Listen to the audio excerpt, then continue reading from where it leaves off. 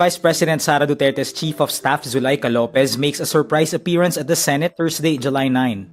The Supreme Court junks petitions challenging the legality of the No Contact Apprehension Policy or NCAP in Metro Manila. Another division of the anti-graft court Sandiganbayan orders the arrest of Senator Rodante Marcoleta and former Congressman Mike Defensor. The US launches fresh strikes on Iran to keep the Strait of Hormuz open to shipping, triggering Iranian attacks on Kuwait and Bahrain. And emergency room drama The Pitt leads this year's Emmy nominations with 25 votes.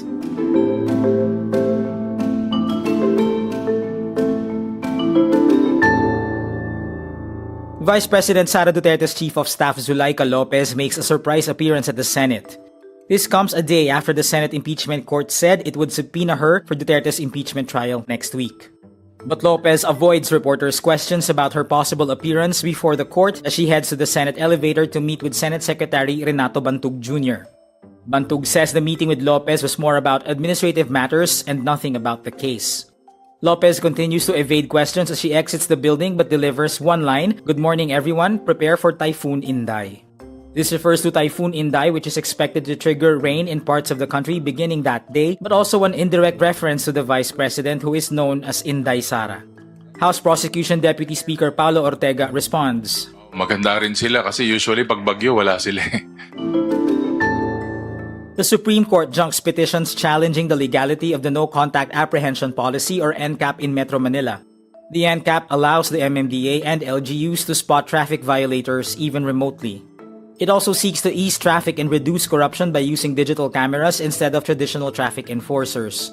In a decision penned by Associate Justice Rodil Zalameda, the SC rules Thursday, July 9, the issues raised have become moot because of the adoption of a new and uniform traffic enforcement framework under the Metro Manila Traffic Code of 2023. The High Court adds the petitions filed by the Kilusanang Pagbabago ng Industriya ng Transportasyon and others were, quote, dismissed for lack of standing, violation of exhaustion of administrative remedies and hierarchy of courts, and forum shopping. The petitions cover MMDA's NCAP implementation in Manila, Muntinlupa, Parañaque, Quezon City, and Valenzuela. But the SC also explains this dismissal does not prevent future petitions that will challenge the NCAP in case an actual controversy will arise later on. Another division of the anti-graft court Sandiganbayan orders the arrest of Senator Rodante Marcoleta and former Congressman Mike Defensor. This for the bailable offense of receiving gifts as public officials. The Sandiganbayan 4th Division issued the warrants of arrest and hold departure orders against Marcoleta and Defensor on Wednesday, July 8. The bail is set at 30,000 pesos. The Sandiganbayan 3rd Division had already issued the arrest warrants against Marcoleta, Defensor, and 2 more co-accused for their non-bailable plunder case.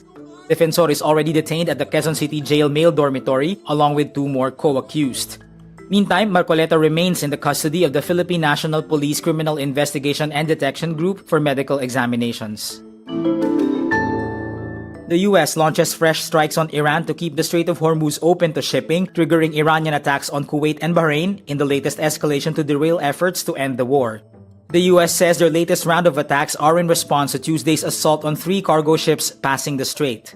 This comes hours after US President Donald Trump said he believed an interim ceasefire with Iran to be over. The US strikes rattle several cities along Iran's southern coast and leave some areas without power. Iran responds with the second day of attacks on Kuwait and Bahrain, both home to US military bases. Kuwait's defense ministry says it was intercepting missiles and drones, while Qatar briefly issued an elevated security threat alert before later giving the all-clear.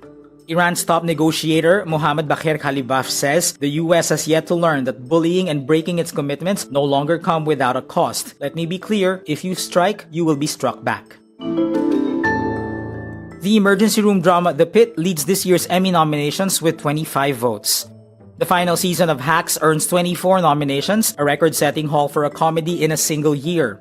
Voters also nominate The Diplomat, The Gilded Age, A Night of the Seven Kingdoms, Paradise, Pluribus, Slow Horses, and Your Friends and Neighbors for the Emmy Award for Best Drama. For Best Comedy, Hacks will compete with Abbott Elementary, The Bear, Margot's Got Money Troubles, Nobody Wants This, Only Murders in the Building, Shrinking, and Widow's Bay. Noah Weil, who won the Best Drama Actor prize last year, is again nominated this year for his role in The Pit.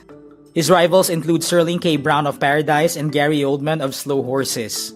Jean Smart earns another Best Comedy Actress nomination for her role as comedian Deborah Vance in the 5th and final season of Hacks.